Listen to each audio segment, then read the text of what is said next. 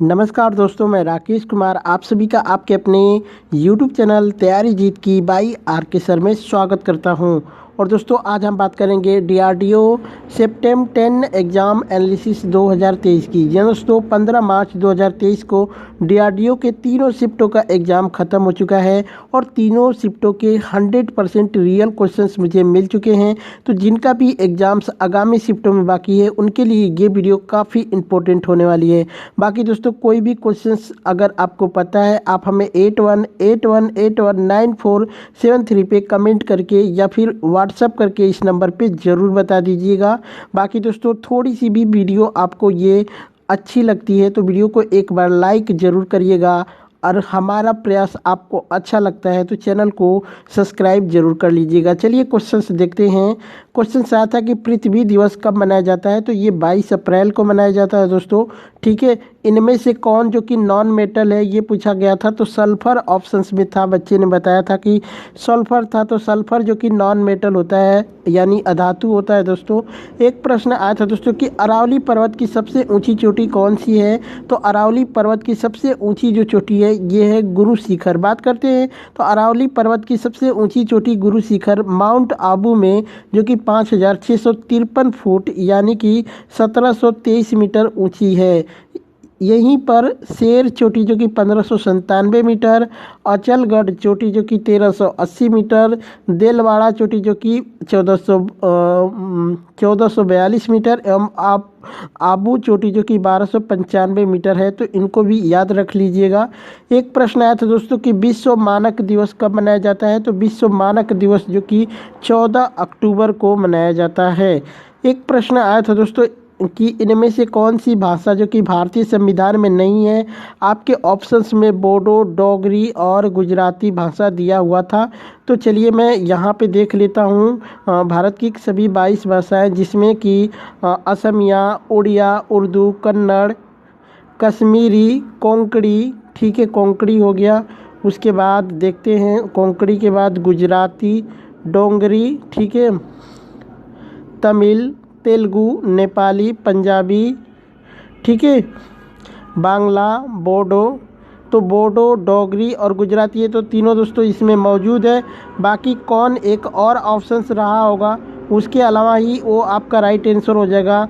बात करते हैं बोडो के बाद तो कि मणिपुरी, मराठी, मलयालम, मैथिली, संथाली, संस्कृत, सिंधी और हिंदी है। ये सभी क्या है दोस्तों, भारतीय संविधान की 8वीं अनुसूचित में निम्नलिखित 22 भाषाओं को जोड़ा गया है।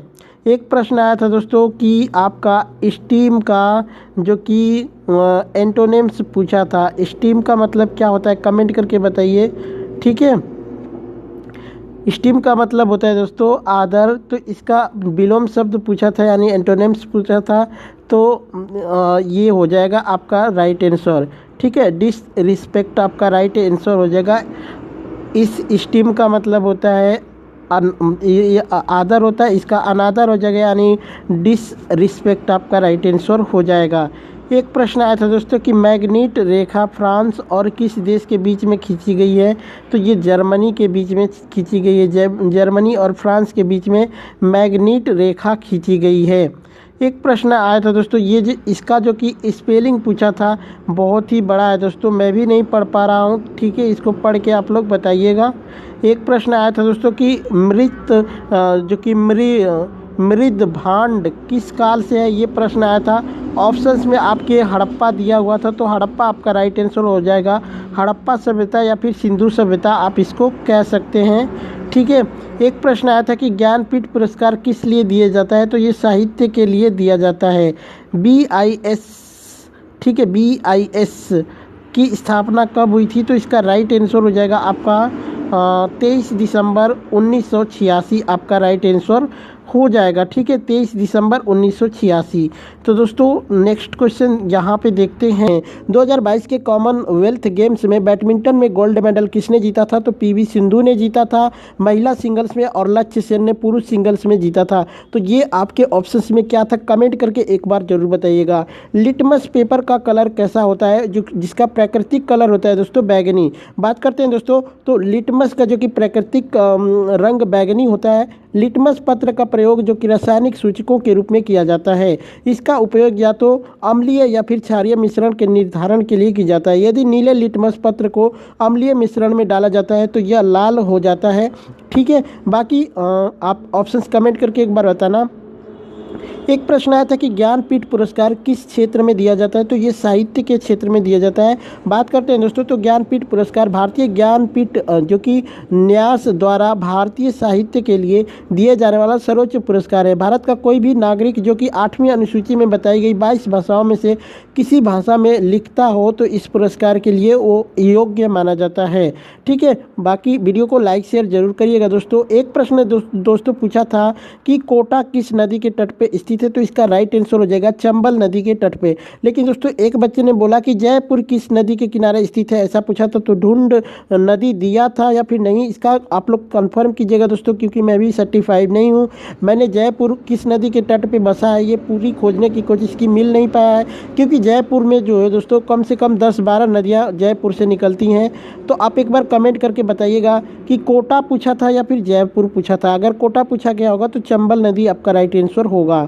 एक प्रश्न आया था दोस्तों कि फीफा वर्ल्ड कप 2022 किसने जीता है, तो अर्जेंटीना ने जीता है। फीफा वर्ल्ड कप 2022 का विजेता अर्जेंटीना है। बात करते हैं तो अर्जेंटीना ने फीफा वर्ल्ड कप 2022 के फाइनल मैच में फ्रांस को हराकर खिताब जीत लिया, जो कि लियोनेल मेसी ने अपना सपना पूरा किया। साथ ही 36 साल के बाद अर्जेंटीना ने वर्ल्ड कप जीता था। वहीं बात करते हैं फीफा वर्ल्ड कप 2022 का आयोजन जो कि कतर में हुआ था।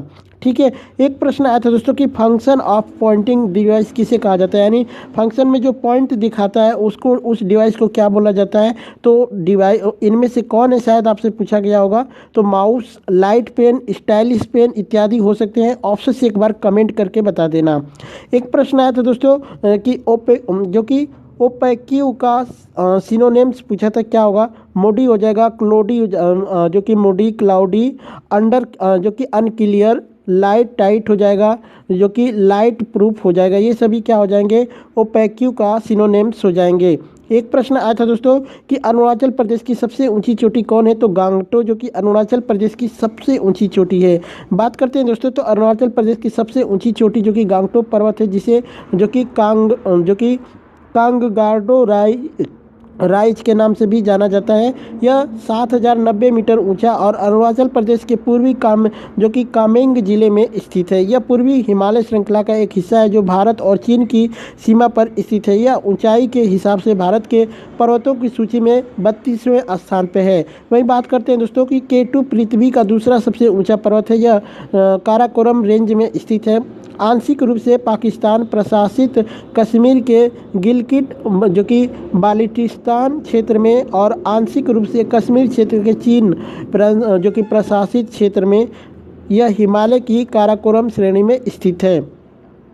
बात करते हैं दोस्तों, तो इसकी ऊंचाई 8611 मीटर है। माउंट एवरेस्ट की सबसे ऊंची पर्वत चोटी है। राजस्थान में स्थित अरावली पर्वत श्रृंखला दुनिया की सबसे पुरानी पर्वत श्रृंखलाओं में से एक है। कर्नल रणवीर जो कि आमवाल जो कि 2019 में दुनिया के 7 सबसे ऊंचे पर्वतों को फतह करने वाले पहले भारतीय बने थे, तो इसको भी याद रखिएगा। एक प्रश्न आया था दोस्तों कि इनमें से कौन सी बुक कालिदास ने नहीं लिखी है। ऑप्शंस कमेंट करके एक बार बता देना। चलिए, कालिदास ने कौन कौन सी बुक लिखी है ये बता देते हैं। जैसे कि उन्होंने इसमें से मात्र 7 ऐसी भाषा जो कि निर्विवाद रूप से कालिदास की मानी जाती है, जैसे कि 3 नाटक, रूपक, अभिज्ञान जो कि शाकुंतलम, ठीक है, विक्रमो वर्षियम और जो कि मालवी काग्नित्रियम। ठीक है दोस्तों, मुझे संस्कृत नहीं आती है। 2 महाकाव्य जो कि रघुवंशम और कुमार संभवम और 2 खंड काव्य उन्होंने मेघदूत और ऋतु संहार लिखा है। तो इनमें से कौन सा ऑप्शन था, कमेंट करके एक बार बताइएगा।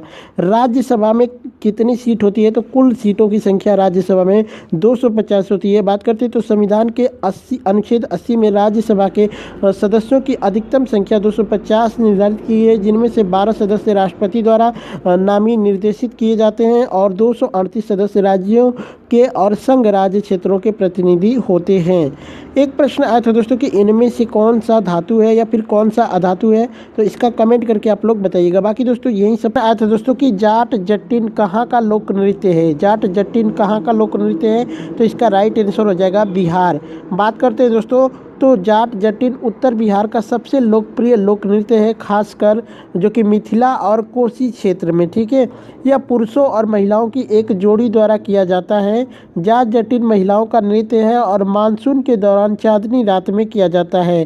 जो कि बड़ी हुई लड़कियां और युवा गृहिणी आंगन में इकट्ठा होती है और ढोल के साथ आधी रात से सूर्योदय तक नृत्य करती हैं।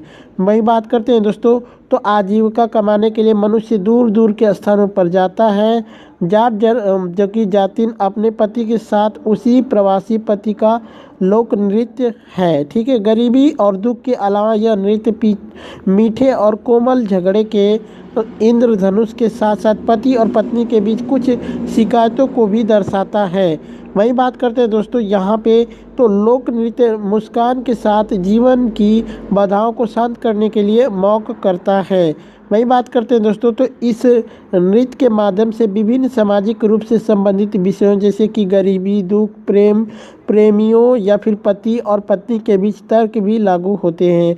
कुछ संस्करणों में कलाकार एक वास्तविक तस्वीर जोड़ने के लिए मास्क पहनते हैं। वही बात करते हैं दोस्तों बिहार के कुछ इम्पोर्टेंट प्रसिद्ध लोक नृत्य की, तो जिसमें जो कि झिंझिया नृत्य, कजरी नृत्य, सोहर, खिलौना नृत्य, होली नृत्य, झूमरी नृत्य, लौंडा नृत्य, ये सभी कहाँ का है, बिहार का लोक नृत्य है। एक प्रश्न आया था दोस्तों कि नेवी का वेस्टर्न कमांड का हेडक्वार्टर कहाँ है, यानी जो कि नौसेना का पश्चिमी कमांड का मुख्यालय कहाँ पर है, तो इसका राइट आंसर हो जाएगा मुंबई। अब दोस्तों इससे रिलेटेड मैं चीज़ें बता देता हूँ, जैसे कि नौसेना के पास 3 कमांड होते हैं, प्रत्येक एक flag officer commanding in chief के नियंत्रण में होता है। बात करते हैं पश्चिमी नौसेना कमान, जो कि इसका मुख्यालय मुंबई में है। पूर्वी नौसेना कमान जिसका मुख्यालय विशाखापट्टनम में है। वही बात करते हैं दक्षिणी नौसेना कमान जिसका मुख्यालय जो कि कोच्चि में है। बात करते हैं दोस्तों, तो भारतीय नौसेना एक अच्छी तरह से संतुलित और जो कि सामंजस्यपूर्ण जो कि आयामी बल है, जो कि महासागरों की सतह पर, सतह के ऊपर तथा सतह के नीचे हमारे राष्ट्रीय हितों की रक्षा करने में सक्षम है। नौसेना प्रमुख यानी CNS रक्षा मंत्रालय नौसेना के एकीकृत मुख्यालय से भारतीय नौसेना के संचालन और प्रशासनिक नियंत्रण का अभ्यास करता है। वही बात करते हैं दोस्तों, उन्हें नौसेना स्टाफ के उप प्रमुख यानी VCNS और 3 अन्य जो कि प्रधान कर्मचारी अधिकारियों अर्थात नौसेना स्टाफ के उप प्रमुख यानी DCNS, जो कि कार्मिक के प्रमुख COP और सामग्री के प्रमुख COM द्वारा सहायता प्रदान की जाती है। ठीक है, एक प्रश्न आया था दोस्तों कि इनमें से कौन शरीर में ऊर्जा देता है, तो कौन कौन ऊर्जा देता है, तो वसा और प्रोटीन 2 ऑप्शंस थे। ठीक है, और भी ऑप्शंस कमेंट करके आप बता सकते हैं क्या क्या था। तो बात करते हैं दोस्तों, वसा और प्रोटीन दोनों ही शरीर को ऊर्जा देते हैं, जबकि वसा सबसे अधिक ऊर्जा देती है। बात करते हैं ऊर्जा का साधन, जो कि भोज्य पदार्थ में वसा ऊर्जा का सबसे अधिक जो कि संतृप्त रूप है। वसा का 1 ग्राम 9 कैलोरी ऊर्जा देता है, जबकि कार्बोहाइड्रेट व प्रोटीन का 1 ग्राम लगभग 4 कैलोरी ऊर्जा देता है। शरीर में ऊर्जा का संग्रह नहीं हो पाए तो हमें हर थोड़े समय पश्चात ऊर्जा के लिए भोजन की आवश्यकता होती है। ठीक है, यहाँ पे बात करते हैं, एक क्वेश्चन आया था दोस्तों कि राष्ट्रीय पर्यटन दिवस या पूछा गया होगा तो 25 जनवरी को मनाया जाता है। अगर विश्व पर्यटन दिवस पूछा गया होगा तो 27 सितंबर को मनाया जाता है। तो आप कमेंट करके एक बार इसको बता दीजिएगा। बाकी मैं दोनों चीज़ें बता दिया हूँ। एक प्रश्न आया था दोस्तों कि नाबार्ड का मुख्यालय कहाँ पर स्थित है, तो ये मुंबई में स्थित है। बात करते हैं दोस्तों, तो नाबार्ड का अर्थ होता है national bank of agriculture and rural development. ठीक है, यह भारत सरकार के वित्त मंत्रालय के अधिकार क्षेत्र के तहत एक आंचलिक नियामक एजेंसी है। राष्ट्रीय कृषि और ग्रामीण विकास अधिनियम यानी 1981 को लागू करने के लिए 12 जुलाई 1982 को वी शिवरमन समिति यानी संसद के अधिनियम 61 1981 द्वारा की सिफारिश पर नाबार्ड की स्थापना की गई थी। इसने भारतीय रिजर्व बैंक के कृषि ऋण विभाग यानी ACD और ग्रामीण योजना और क्रेडिट सेल यानी RPCC और कृषि पुनर्वित्त और विकास निगम यानी ARDC का स्थान लिया था। ठीक है। एक प्रश्न आया था दोस्तों आपका कि नींद में चलने वाले व्यक्ति के लिए एक शब्द यानी वन वर्ड लिखना था, तो जो कि सोमने मबू लिस्ट आपका राइट आंसर हो जाएगा। ये नींद में चलने वाले व्यक्ति के लिए, अदरवाइज आप इसको इंग्लिश में कर लेना है अपने हिसाब से। एक प्रश्न आया था दोस्तों बॉर्डर गावस्कर ट्रॉफी किसके बीच में खेला जाता है, तो ये भारत और ऑस्ट्रेलिया के बीच में होता है। बाकी दोस्तों ये इससे रिलेटेड क्या पूछा था एक बार कमेंट करके ज़रूर बताइएगा।